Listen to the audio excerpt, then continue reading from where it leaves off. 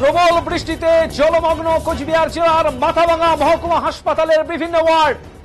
হাসপাতালের অভ্যন্তরে ঢুকে পড়েছে জল। প্রবল সংকট তৈরি হয়েছে। রাতভর ভারী বর্ষণের ফলে জলমগ্ন মাথাভাঙা মহকুমা হাসপাতালের পুরুষ বিভাগ। জল পেরিয়ে চলাচল করতে হচ্ছে রোগী এবং রোগীর পরিজনদের। ভোগান্তি রোগী থেকে শুরু করে কর্তব্যরত নার্স ও চিকিৎসকদেরও। তীব্র ক্ষোভের সৃষ্টি হয়েছে রোগীদের মধ্যে। বেহাল নিকাশি ব্যবস্থা, আর এর জেরে এই সমস্যা বলে জানা যাচ্ছে। পূর্ত দপ্তরের তরফে ওয়ার্ড থেকে জল বের করার চেষ্টা চালানো হচ্ছে। মহকুমা হাসপাতালের পাশাপাশি এদিন বাসিন্দাদের ঘরেও জল ঢুকে গেছে মাথাভাঙা মহকুমার একাধিক এলাকায়। এক ভয়াবহ জলাবদ্ধতা মাথাভাঙা মহকুমা হাসপাতাল সহ মাথাভাঙার সংলগ্ন সমস্ত এলাকাতেই। দেখছেন সেই ছবি মাথাভাঙা মহকুমা হাসপাতালের ছবি আপনাদের চোখের সামনে। ডিজিটাল বাংলার পর্দায় আপনারা দেখছেন মাথাভাঙা মহকুমা হাসপাতালের পুরুষ বিভাগের ছবি। জল থই থই করছে মেল মেডিকেল ওয়ার্ডে।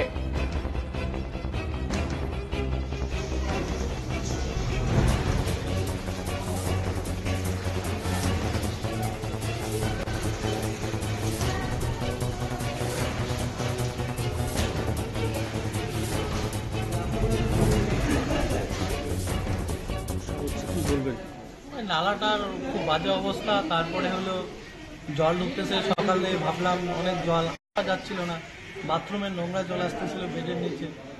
খুব বাজে অবস্থা ছিল এতক্ষণ। তো বাথরুমের জলগুলো আসতেছিল, খুব বাজে লাগলো। হাসপাতাল কর্তৃপক্ষ কিছু বললো? ওরা আসলো, ছবি টবি তুললো, তবে চলে গেল। ডাক্তারবাবুকেও জিজ্ঞেস করলাম, ডাক্তারবাবু বললো ব্যবস্থা হচ্ছে। তো ওরা আসলো। কতটা ভোগান্তি হচ্ছে?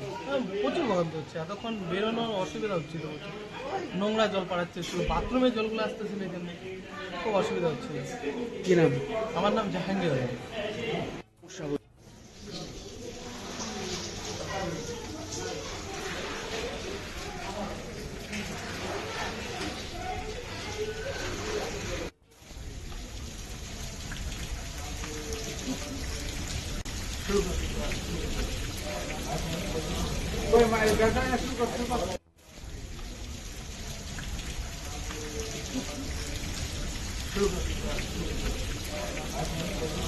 कोई